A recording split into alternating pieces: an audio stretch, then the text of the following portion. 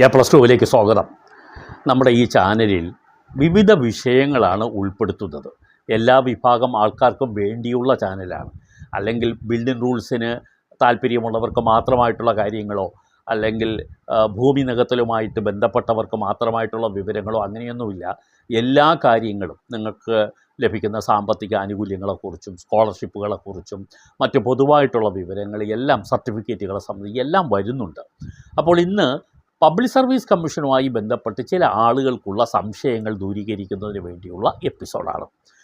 ഇതിൽ പല കാര്യങ്ങളും പറയുന്നുണ്ട്. അതുകൊണ്ട് ഒരു കാര്യം മാത്രം നിങ്ങൾ കേട്ടിട്ട് സ്കിപ്പ് ചെയ്യരുത്. താല്പര്യമുള്ളവർ മുഴുവൻ കേൾക്കുക. നിങ്ങൾക്കോ അയൽക്കാർക്കോ ബന്ധുക്കൾക്കോ ഉപകരിക്കാം. നിങ്ങൾക്ക് മാത്രമായിട്ട് നിങ്ങൾ ഈ എപ്പിസോഡുകൾ കാണരുത്. മറ്റുള്ളവർക്ക് പറഞ്ഞു കൊടുക്കാൻ വേണ്ടിയാണെങ്കിലും കണ്ടുവെക്കുക. അപ്പോൾ നമുക്കൊരു വലിയ സഹായം ചെയ്യുന്നതാകുമല്ലോ മറ്റൊരാളിനൊരു വിവരം പറഞ്ഞു കൊടുക്കാൻ വേണ്ടി നമ്മളൊരു ചാനലിൻ്റെ എപ്പിസോഡ് കാണുന്നത് ഉചിതമാണ്. ഇന്ന് നോക്കൂ, ഇത് ശ്രദ്ധിച്ചാൽ നിങ്ങൾക്ക് മനസ്സിലാവും. പബ്ലിക് സർവീസ് കമ്മീഷനിൽ വിധവകൾക്ക് അപേക്ഷിക്കാൻ ഏതെങ്കിലും തരത്തിലുള്ള ഏജ് റിലാക്സേഷൻ, അതായത് പ്രായപരിധിയിൽ ഇളവുണ്ടോ? ഇത് നിങ്ങൾക്കറിയുന്ന കാര്യമാണോ? വിധവകൾക്ക് പബ്ലിക് സർവീസ് കമ്മീഷനിൽ, വിധവകളെന്ന് പറഞ്ഞാൽ അറിയാമല്ലോ ഏത് തരത്തിലുള്ള വിധവകളാണ്.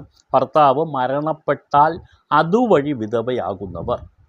ഭർത്താവിനെക്കുറിച്ച് 7 വർഷമായി യാതൊരു വിവരവുമില്ല, അദ്ദേഹം നാട് വിട്ടു പോവുകയോ അല്ലെങ്കിൽ മറ്റേതെങ്കിലും തരത്തിലോ അദ്ദേഹത്തിനെക്കുറിച്ച് ഒരു വിവരവും 7 വർഷം വരെ ലഭിക്കാത്ത ഒരു സ്ത്രീയെ വിധവയായി പരിഗണിക്കും.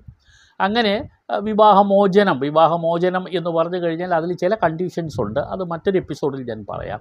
എന്തായാലും വിധവകളാണെങ്കിൽ വിധവകൾക്ക് ജോലിക്ക് അപേക്ഷിക്കുന്നതിന് ഏജ് റിലാക്സേഷൻ ഉണ്ടോ എന്നുള്ള ചോദ്യത്തിനുള്ള ഉത്തരമാണ് ഇന്ന് PSC യുമായി ബന്ധപ്പെട്ട ആദ്യത്തെ കാര്യത്തിൽ പറയുന്നത്. താഴേക്ക് വേറെ കാര്യങ്ങൾ ഞാൻ പറയുന്നുണ്ട്. ആദ്യം ഇതാണ് പറയുന്നത്. തീർച്ചയായും വിധവകൾക്ക് 5 വർഷം വരെ ഇളവുണ്ട്. പക്ഷേ വിധവകൾ ചെയ്യേണ്ട ഒരു കാര്യമുണ്ട്. അവരുടെ പ്രൊഫൈലിൽ അവർ വിധവയാണെന്ന് കാണിച്ചിരിക്കണം. അത് മസ്റ്റാണ്. എങ്കിൽ മാത്രമേ അവർക്കതിന് അപേക്ഷിക്കാൻ അർഹതയുള്ളൂ. പ്രൊഫൈലിൽ പല ആളുകളും മാറ്റം വരുത്താറില്ല. അവർ അപേക്ഷിക്കുന്ന സമയത്ത് മാത്രം ഇത് ഓർക്കും. അതുപോരാ, പ്രൊഫൈലിൽ നിങ്ങൾ അതനുസരിച്ച് മാറ്റം വരുത്തുകയാണെങ്കിൽ അപേക്ഷയിലും പ്രൊഫൈലിലും കറക്റ്റായി നിങ്ങൾ വിധവയാണെന്ന് നിങ്ങൾ ബോധ്യപ്പെടുത്തുകയാണെങ്കിൽ നിങ്ങൾക്ക് 5 വർഷം വരെ, പരമാവധിയാണ് കേട്ടോ, പരമാവധി ഉയർന്ന പരിധി 5 വർഷം വരെ ഇളവ് ലഭിക്കും. ഇവിടെ ഒരു കണ്ടീഷൻസ് കൂടി നിങ്ങൾ അറിഞ്ഞിരിക്കേണ്ടതുണ്ട്. ഇളവ് അനുവദിക്കുന്ന സമയത്ത് 50 വയസ്സ് കവിയരുത് എന്നുള്ളതാണ്. അതായത് ഇപ്പോൾ ഒരു അപേക്ഷ ക്ഷണിച്ചു, LD ക്ലാർക്കോ അല്ലെങ്കിൽ ലാസ്റ്റ് ഗ്രേഡോ തുടങ്ങിയ ഏതെങ്കിലും പോസ്റ്റിലേക്ക് അപേക്ഷ ക്ഷണിച്ച് നിങ്ങൾ ഈ അപേക്ഷ നൽകി, റിലാക്സേഷന് അപേക്ഷ നൽകി. അപ്പോൾ നിങ്ങൾ അപേക്ഷ കൊടുക്കുന്ന സമയത്ത് നിങ്ങൾക്ക് 50 വയസ്സ് കവിയരുത് എന്നുള്ളതാണ് അതിൻ്റെ സൂചന. ഈ ഉയർന്ന പ്രായപരിധിയിലുള്ള ഇളവ് അനുവദിക്കുമ്പോൾ അനുവദിക്കുന്ന സമയത്ത് 50 വയസ്സ് കഴിഞ്ഞിരിക്കരുത് എന്ന് പറഞ്ഞൊരു സർക്കാർ ഉത്തരവ് ഉണ്ട്. P&RDയുടെ ഉത്തരവാണ്. GOP 10/2018 dated 29/5/2018. P&RD ആണ് ഇത് ഇറക്കുന്നത്. ഗവൺമെൻറ്റിൻ്റെ പൊതുഭരണ വകുപ്പിൻ്റെ ഉത്തരവാണ്. ഇത് ഓർത്തിരിക്കുക. രണ്ടാമത്തെ ഒരു പ്രധാനപ്പെട്ട അറിയേണ്ട ഒരു കാര്യമാണ്, പല ആളുകൾക്കും അറിയാത്ത ഒരു കാര്യമാണ്, എന്നാലും ഉദ്യോഗാർത്ഥികൾക്ക് അറിയാമായിരിക്കും. നിങ്ങൾ ഒരു സമാന തസ്തികയിൽ വർക്ക് ചെയ്യുന്നുണ്ട്. ഇപ്പോൾ LD ക്ലാർക്കായിട്ട് നിങ്ങൾ വർക്ക് ചെയ്യുന്നുണ്ട്. വീണ്ടും LD ക്ലാർക്കിന് വിളിച്ചിട്ടുണ്ട്. നിങ്ങൾക്ക് അപേക്ഷിക്കാമോ? അപേക്ഷിക്കാൻ പറ്റില്ല. കാരണം നിങ്ങൾ ഓർക്കണം, അപേക്ഷിക്കാനേ പറ്റില്ല. അപേക്ഷിക്കുന്നത് തന്നെ തെറ്റാണ്, നിയമപരമായി തെറ്റാണ് എന്ന് തന്നെ PSC പറഞ്ഞിട്ടുണ്ട്. ഒരു തസ്തികയിൽ വർക്ക് ചെയ്തിരിക്കുന്ന ആളുകൾ സമാന തസ്തികയിലേക്ക് അപേക്ഷിക്കരുത്. അതിനേക്കാൾ ഉയർന്ന തസ്തികയിലേക്ക് നിങ്ങൾക്ക് അപേക്ഷിക്കാം, അല്ലാതെ സമാന തസ്തികയിൽ അപേക്ഷിക്കരുത്. പല ആളുകളും ചെയ്യുന്നത് എന്താണ്, ചിലപ്പോൾ ഇടുക്കിയിൽ ഇപ്പോൾ വേരിയസ് ഡിപ്പാർട്ട്മെൻറ്റിൻ്റെ ഭാഗമായി ക്ലറിക്കൽ പോസ്റ്റിലേക്ക് അപ്ലൈ ചെയ്തു, ഇടുക്കി ജില്ലയിൽ കിട്ടി. ഈ കക്ഷി എറണാകുളം ജില്ലക്കാരനാണ് അല്ലെങ്കിൽ കൊല്ലം ജില്ലക്കാരനാണെന്ന് വെക്കൂ. അപ്പോൾ അദ്ദേഹത്തിന് നാട്ടിൽ വരണം. നാട്ടിൽ വരാൻ ഏറ്റവും എളുപ്പ വഴി അദ്ദേഹം കരുതുന്നത് തൊട്ടടുത്ത് വീണ്ടും PSC പരീക്ഷ വന്നാൽ, ക്ലറിക്കൽ പരീക്ഷ വന്നാൽ അതിന് അപേക്ഷിക്കാം. അത് കൊല്ലം വെച്ച് കൊടുക്കാം, അല്ലെങ്കിൽ നാട് എറണാകുളമാണെങ്കിൽ നാട് വെച്ച് കൊടുക്കാം.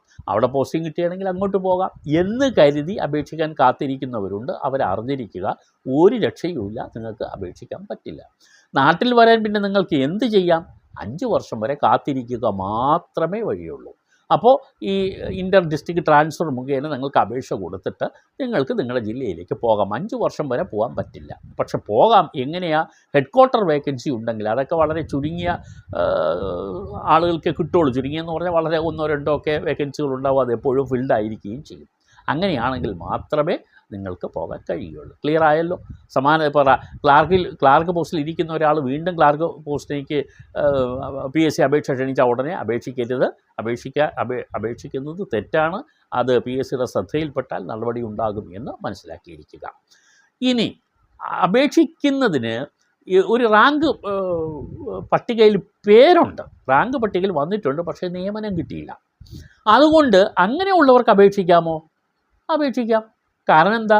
അയാൾക്ക് നിയമനം കിട്ടിയിട്ടില്ല. നിയമനം കിട്ടാത്ത ഒരാളിന് സമാന തസ്തികയിലേക്ക് അപേക്ഷിക്കാൻ യാതൊരു കുഴപ്പവുമില്ല. അതുകൂടി പ്രത്യേകം ഇതിൻ്റെ ഒപ്പം ഓർത്തിരിക്കണം. നിങ്ങൾക്ക് റാങ്ക് പട്ടികയിൽ പേരുണ്ട്, പക്ഷേ നിയമനം കിട്ടാത്ത ഒരാളിന് വേറെ തസ്തികയിലേ അപേക്ഷിക്കാൻ പറ്റില്ല എന്നെന്താ? ആരാ പറയുന്നത്? പറയാൻ പറ്റില്ല. കാരണം അയാൾക്ക് ആ പേരുണ്ടെങ്കിലും അയാൾക്ക് നിയമനം കിട്ടുമെന്ന് എന്താ ഉറപ്പ്?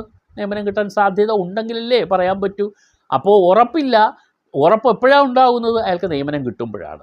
അതുവരെ അയാൾക്ക് സമാന തസ്തികയിലോ മറ്റു തസ്തികയിലേക്ക് അപേക്ഷിക്കുന്നതിന് യാതൊരു പ്രശ്നവുമില്ല എന്ന് അറിഞ്ഞിരിക്കുക. ഇനി അടുത്ത് വേറൊരു പ്രധാനപ്പെട്ട കാര്യമുണ്ട്. അത് ഈ മുന്നോക്ക സമുദായങ്ങളിൽപ്പെട്ടവർക്ക് അപേക്ഷ നൽകുന്നതുമായിട്ട് ബന്ധപ്പെട്ടാണ്. EWS സർട്ടിഫിക്കറ്റ് കൊടുക്കുന്നതും വരുമാന സർട്ടിഫിക്കറ്റ് കൊടുക്കുന്നതും ഒക്കെ. ഇവർക്ക് ഈ അപേക്ഷ കൊടുക്കുമ്പോൾ പലരും ശ്രദ്ധിക്കാത്തത്, നിങ്ങൾ അപേക്ഷ നൽകുന്നതിന് മുമ്പ് തന്നെ നിങ്ങൾ ആ വിഭാഗത്തിൽപ്പെട്ടവരാണ് എങ്കിൽ നിങ്ങളുടെ പ്രൊഫൈലിൽ അത് കൊണ്ടുവന്നിരിക്കണം, അപേക്ഷയിലും അത് കാണിച്ചിരിക്കണം, EWS ആണെന്ന് കാണിച്ചിരിക്കണം. പക്ഷേ പല ആളുകൾക്ക് സംശയം, ഇങ്ങനെ അപേക്ഷ കൊടുക്കുമ്പോൾ അപ്പോൾ തന്നെ ഞാൻ വരുമാന സർട്ടിഫിക്കറ്റൊക്കെ അപ്ലോഡ് ചെയ്യേണ്ടതുണ്ടോ എന്നുള്ളതാണ്. അപ്പോൾ ചെയ്യണ്ട. അതിനുവേണ്ടി പ്രത്യേകിച്ച് PSC നിങ്ങൾക്ക് രേഖാ പരിശോധനയുടെ സമയത്ത് നിങ്ങളിതെല്ലാം കൊണ്ടുപോയാൽ മതി. ഇല്ലെങ്കിൽ PSC നിങ്ങൾക്ക് ഓൺലൈനായിട്ട് സബ്മിറ്റ് ചെയ്യാനോ മറ്റോ ആവശ്യപ്പെടും. അപ്പോൾ നിങ്ങൾ ചെയ്താൽ മതി. അല്ലാതെ നിങ്ങൾ അപേക്ഷിക്കുന്ന സമയത്ത് എല്ലാ സാധനങ്ങളും അപ്ലോഡ് ചെയ്യേണ്ട. നിങ്ങളുടെ പ്രൊഫൈലിൽ അതനുസരിച്ച് കറക്റ്റ് ചെയ്താൽ മാത്രം മതിയാകുന്നു എന്ന് മനസ്സിലാക്കിയിരിക്കുക. ഇനി മറ്റൊരു കാര്യമുള്ളത് ഈ എക്സ് സർവീസ്മാൻമാരുടെ ശ്രദ്ധയ്ക്കാണ്. പല എക്സ് സർവീസ്മാൻമാർക്കും അറിയാത്തൊരു കാര്യമാണ്, ഈ ഡിഗ്രി ഉള്ള ആളുകൾക്ക് ലാസ്റ്റ് ഗ്രേഡ് സർവൻസിന് അപേക്ഷിക്കാൻ പറ്റില്ല. അത് പൊതുവെ എല്ലാവർക്കും അറിയാമായിരിക്കുമെന്ന് ഞാൻ കരുതുന്നു. അറിഞ്ഞില്ലെങ്കിൽ നിങ്ങൾ അറിഞ്ഞിരിക്കുക. ഈ ലാസ്റ്റ് ഗ്രേഡ് സർവൻസിൻ്റെ പരീക്ഷയിലേക്ക് ഡിഗ്രി ഉള്ളവർ ചെയ്യരുത്, അപേക്ഷിക്കാൻ പാടില്ല. എന്നാൽ ഈ ആർമി എന്ന് പറഞ്ഞാൽ ഇപ്പോൾ നമ്മുടെ നേവി ആയാലും ആർമി ആയാലും എയർ വിങ്ങിലായാലും ഇവർക്കെല്ലാം തന്നെ ഒരു ഒരു സർട്ടിഫിക്കറ്റ് പ്രത്യേകിച്ച് കിട്ടും. അവരുടെ ഒരു കോഴ്സ് പാസ്സാകുന്ന അനുസരിച്ച് ഡിഗ്രിക്ക് തുല്യമായ ഒരു സർട്ടിഫിക്കറ്റ് അവർക്ക് കിട്ടും. അവർക്ക് ലാസ്റ്റ് ഗ്രേഡ് സർവൻസിനുള്ള ലാസ്റ്റ് ഗ്രേഡ് അപേക്ഷ, അവർക്ക് ലാസ്റ്റ് ഗ്രേഡ് സർവൻസിനുള്ള PSC അപേക്ഷയിൽ അവർക്ക് അപേക്ഷ നൽകാം. അവർക്ക് മാത്രമേ അത് നൽകാൻ പറ്റൂ. ബാക്കി ഡിഗ്രി ഉള്ള ആളുകൾക്ക് ജനറലി അപേക്ഷ കൊടുക്കാൻ പറ്റില്ല. അപ്പോൾ ക്ലിയർ ആയല്ലോ? ഈ വിഭാഗത്തിൽപ്പെടുന്ന ആളുകൾക്ക് ഡിഗ്രിക്ക് തുല്യമായ ഒരു സർട്ടിഫിക്കറ്റ് അവരുടെ സേനാ വിഭാഗങ്ങളിൽ നിന്നും അവർക്ക് കിട്ടും. അങ്ങനെയുള്ളവർക്ക്, അങ്ങനെയുള്ള എക്സ് സർവീസ്മെന്മാർക്ക് ഡിഗ്രിക്ക് ആണെന്ന് കരുതാതെ തന്നെ അവർ ലാസ്റ്റ് ഗ്രേഡ് സർവൻസിന് അപേക്ഷ ക്ഷണിച്ചാൽ അവർക്ക് അപേക്ഷ നൽകാം. ഇപ്പോൾ ക്ഷണിച്ചിട്ടുണ്ടെന്നാണ് ഞാൻ മനസ്സിലാക്കുന്നത്. അവർക്ക് അപേക്ഷ നൽകാം എന്നുള്ളതാണ്. PSCയുമായി ബന്ധപ്പെട്ട് ഇതുപോലെ ഉള്ള വിവരങ്ങളും ഇടയ്ക്ക് ഈ ചാനലിൽ വരും. എല്ലാ വിഭാഗം ആളുകൾക്കുള്ള വിവരങ്ങളും ചാനലിൽ വരും.